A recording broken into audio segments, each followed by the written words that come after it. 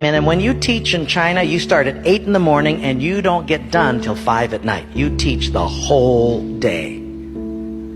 They were sitting there, all 22 of them, and I looked around and I said, now, if we get caught, what will happen to me?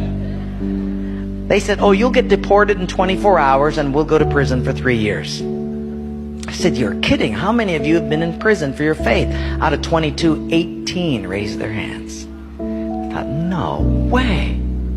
I looked at him and I said, you 22 people, how many people do you oversee? Because they were all of these small group leaders, underground church leaders in the Hunan province. I said, how many, if you counted up all the people under your jurisdiction, how many would it be? And they counted them up and they said, little over 20 million. I said, what? See, we forget there's 1.3 billion people in China. This is crazy. Well, I had 15 Bibles and I passed them out. Obviously 7 didn't get them. And I said, let's turn to 2 Peter chapter 1 and we're going to read it. And just then one lady handed hers to somebody next to her. And I thought, interesting.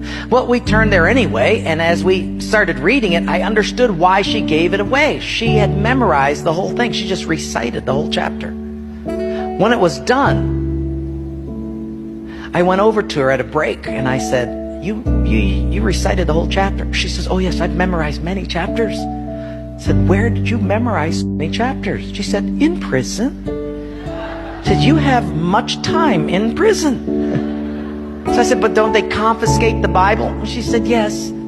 So people bring in scriptures written on pieces of paper and they bring it in.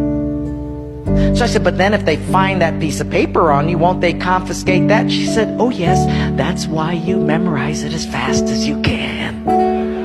Because even though they can take the paper away, they can't take what's hidden in your heart. I thought, wow. Well, after 3 days, you fall in love with these people. And when it was done, I said, how can I pray for you? I'm going to go back to America, and you guys have been just so wonderful. How can I pray for you?